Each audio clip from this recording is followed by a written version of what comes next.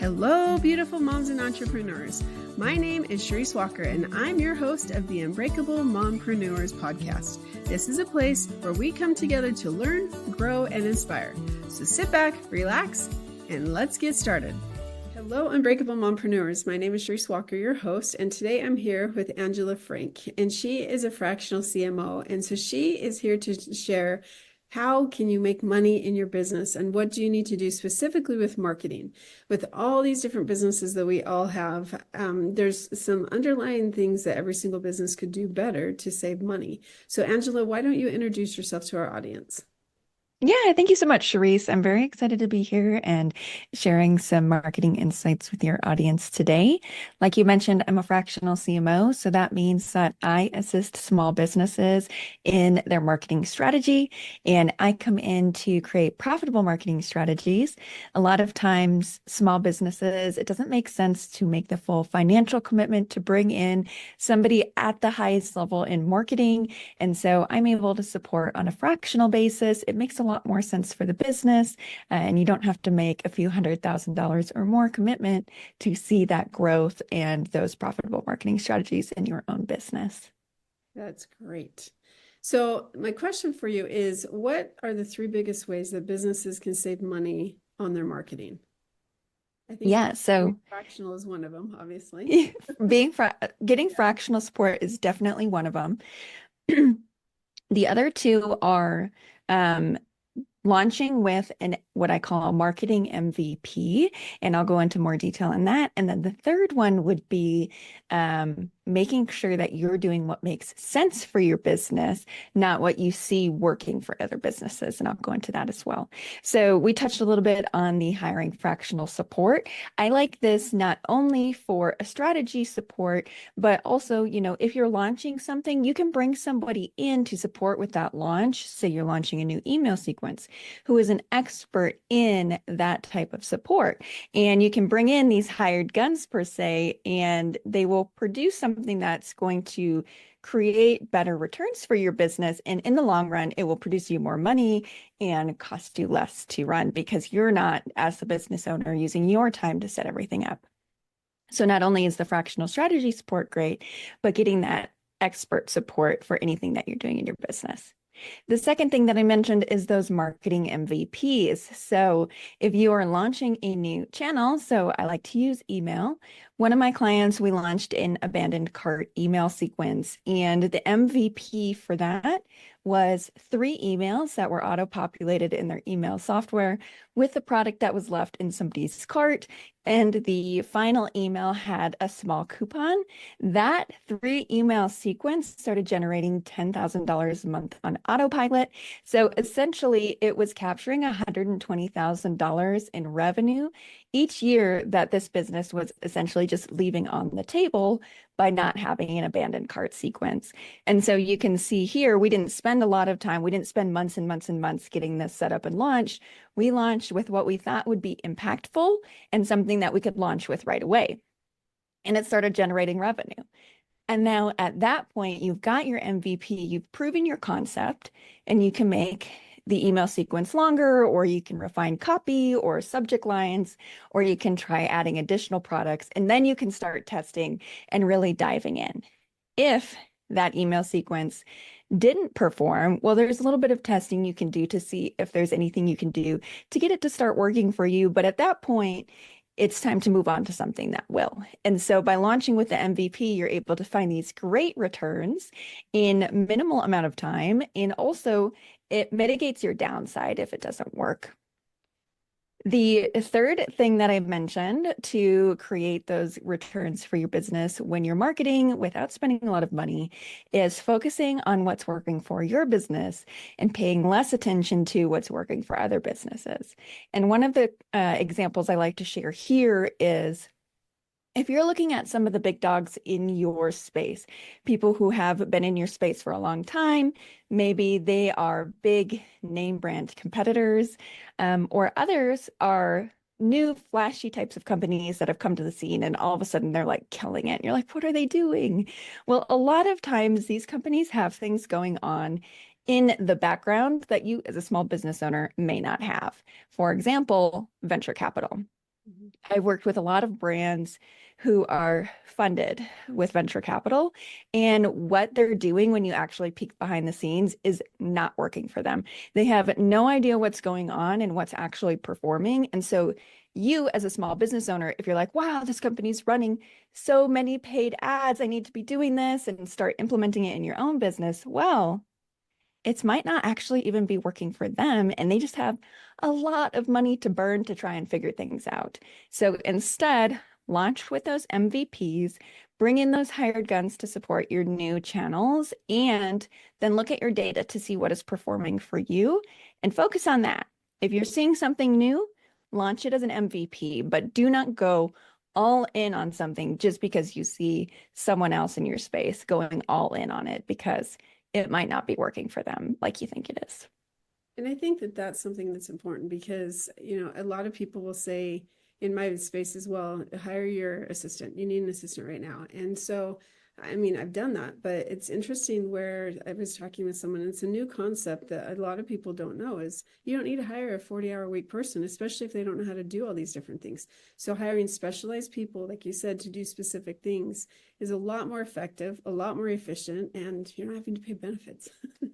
So Absolutely. if you're starting out, you need that, then do that rather than somebody else. So Yeah. the next question, you talked about running MVP and digital ads. Is it important to run digital ads for every single business? No, absolutely not. And there's plenty of businesses who have succeeded and reached, many, many customers. I have a podcast and I interviewed somebody that I'm thinking of in particular. His name is Sean Tepper, and he grew his platform to, I think, 9,000 customers without running ads. Instead, he found that YouTube would work really well for him for customer acquisition. And that's how they've been able to reach so many people. And I think they've reached people in like 50 different countries. And so that's just proof that you can have massive success in your business without investing in ads. So what role does customer feedback play in refining marketing strategies? Yeah, so customer feedback is incredibly important, not only for you to continue to improve the quality of your offer, but also to improve the quality of your marketing. One of the ways that I love implementing customer feedback is in message adjustments. So if you are seeing reviews come through and people are continually using a certain phrase, maybe you have a fitness product and you explain, the benefit of your product as like improved flexibility, but in reality, people are saying, this really improved some joint pain I was having in my knee. Well, that's cue to you that multiple people are seeing a benefit. And so you can start implementing this type of messaging in what you're doing in your marketing. And so maybe flexibility is important, but you can also speak to the benefits that it has on your joints and things like that, and sharing more of this educational style messaging. So say that I'm a new business or an old business. What's the difference in marketing that should happen with these two different types of businesses? I think that it's important for both businesses to at least start in the same place. And so if you are new, this is going to be super great. But if you've been in business for a while, it's great to take a step back and run through these foundational checkpoints again. And so where I always like to start when working with a brand is, what is your brand mission? Who are the people that you are trying to reach? And what is the juiciest offer you can make to these people? So your brand mission is something very simple. It's not designed to be customer facing. And so it can be as simple as maybe you're selling a toothbrush. Our mission is to help the world have better mouth care or something like that. Silly example. But you can take this brand mission now and sprinkle it throughout your marketing. And what this does is create a very cohesive experience for people when they are encountering your marketing. Oh yeah, I know this brand. They talk about how I can take better care of my teeth. And this creates an element of what I like to call psychological safety. Everywhere somebody is encountering you online and off, they are seeing a very similar message, and it reinforces their image in their head of your brand. The second thing is, who are the people that you are actually trying to show this message to? And so for the toothbrush example, well, lots of people have teeth that they want to take better care of, but maybe there's a specific type of person that your toothbrush works best for. And so by starting with those people that you are uniquely positioned to help first, and then expanding from there, that will set your marketing up for success. And again, you can do more with less by making sure that you're focusing on showing your message to the right people. The third thing is making sure now that your message and your customer are showing up and being shown the juiciest version of your offer. So one of the things that I like to advise against is running discounts and promotions and things like that, free promotions to bring people into your funnel, because what you want is to attract people who align with your brand at its full price. And so a juicy offer could be, what can you do to reduce the amount of time it takes someone to get results, reduce the amount of commitment it takes to get results? What are the things that you can do to reduce the amount of resources to get those results? So maybe somebody is manually brushing their teeth. I don't know why I keep using this toothbrush example. And maybe your toothbrush, this doesn't exist, but gets people's mouth cleaner than a manual toothbrush in less time. Like maybe you only have to brush your teeth for 10 seconds. That would be crazy. And I really don't think that exists. But that's an example there of making a super juicy offer where now people aren't even thinking about a discount. They're like, wow, I would love to spend less time brushing my teeth every day. I do this 2 or 3 times a day, and that would be, I hate doing it. That would be immense time saving. So think about ways to make your offer as juicy as possible for the people that you are trying to reach, and make sure that it aligns with your brand mission. So my idea for you would be, it's a chewing gum that brushes your teeth for you. And so there you go. From a red ocean to a blue ocean, and it solves the problem because now you chew your gum and it brushes your teeth and you don't have to eat things. So that's it, right? That would actually be flying off the chart. I need to look into that. No, I'm kidding. Yeah, we have so many great ideas. And I think too, like if you are an established business and you're hearing this, you're thinking about, well, I already have these products or these services that I'm selling. And so what I would say to you is, there are benefits that you are already providing to people that I'm confident that you are not messaging about.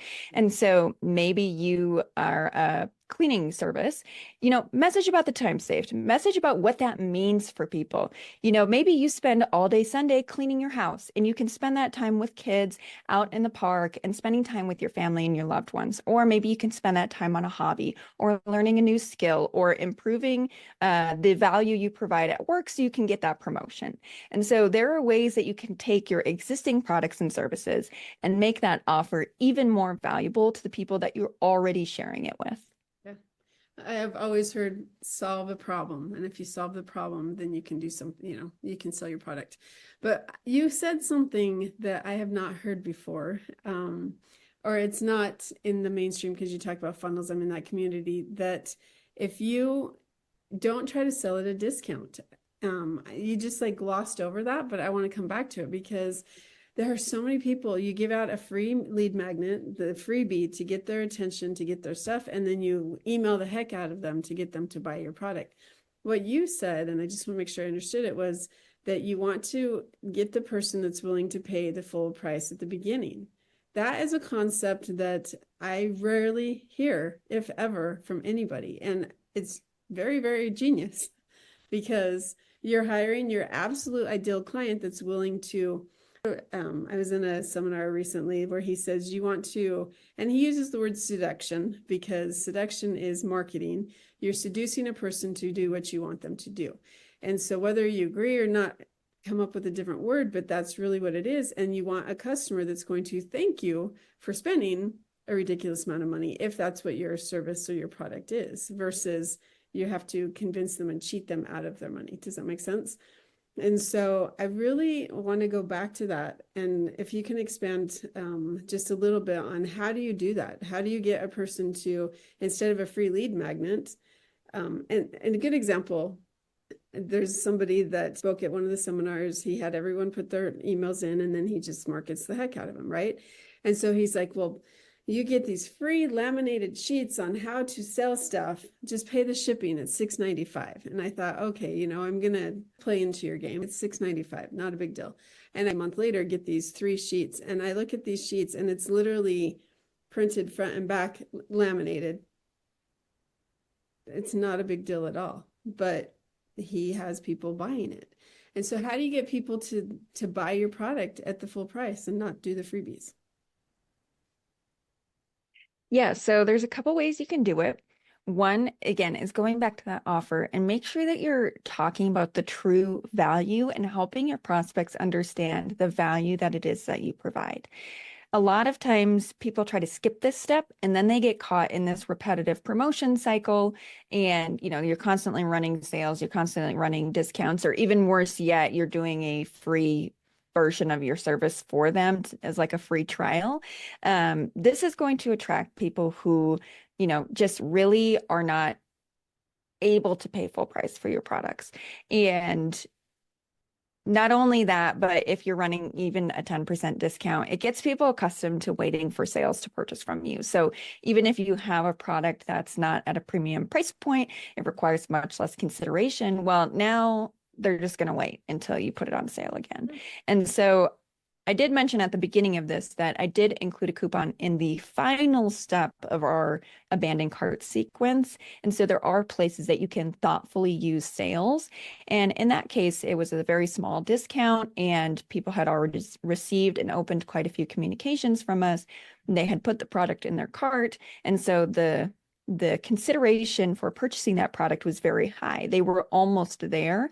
And then we found that a lot of people converted in those first two emails, but we still caught a lot of people with that coupon. And so doing it as a last ditch effort, I would say that there is a case for. However, you do not want to train people to wait for these promotions, wait for free discounts, things like that.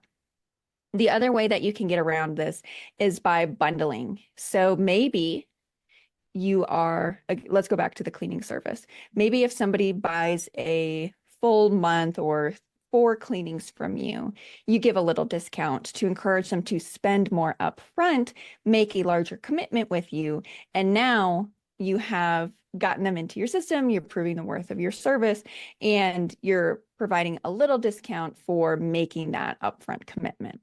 And so there are ways that you can use this thoughtfully. However, by designing your communications to prove the value of your offer, your services, you can get away from using discounts and free promotions as your acquisition strategy.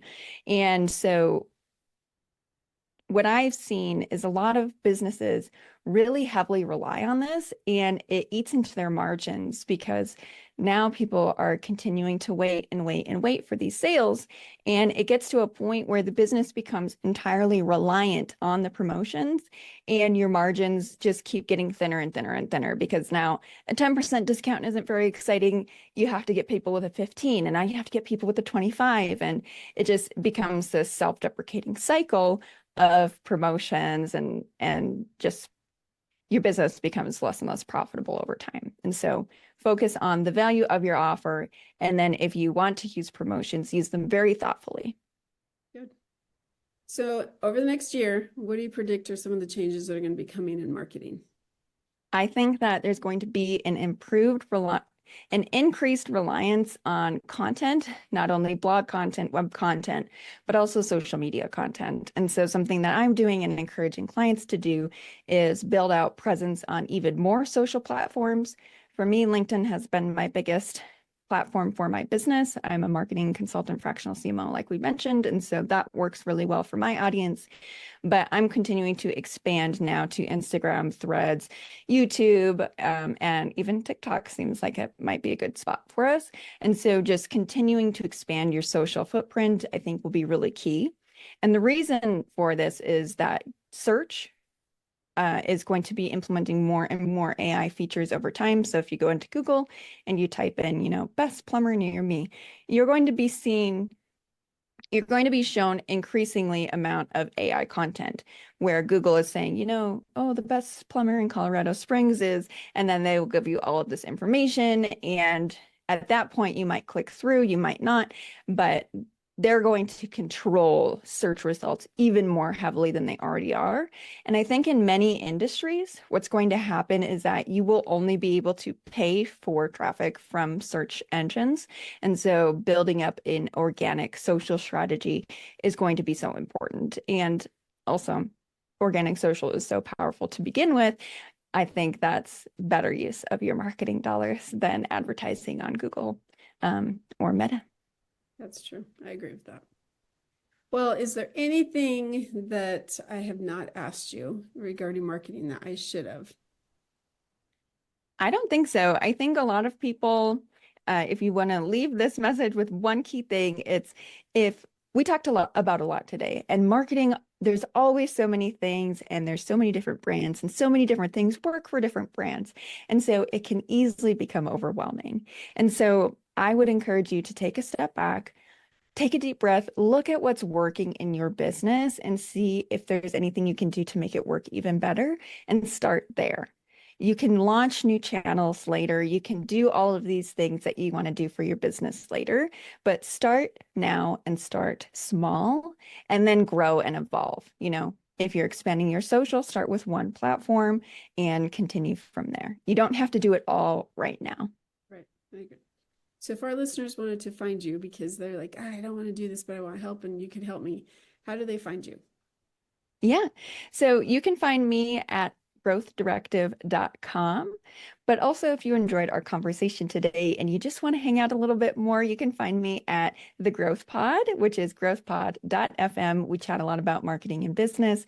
And if you love Charisse's podcast, I think you will like a lot of what we talk about as well. Fantastic. Well, thank you so much for coming on. And Unbreakable Moms, it is so important to get out there and get people to know you. So pick one thing, start small, and then continue to grow, because that is the way to do it. So thank you so much for being on the podcast. And moms, go out and make it a great day. Beautiful moms, remember, you are unbreakable. Keep illuminating the world with your strength, pursuing your dreams, and reveling in the splendor of motherhood. This is Charisse Walker, bidding you farewell for now. Stay tuned for more empowering conversations on the next episode of the Unbreakable Mompreneurs podcast. Until then, keep shining bright. Signing off with love, Charisse Walker.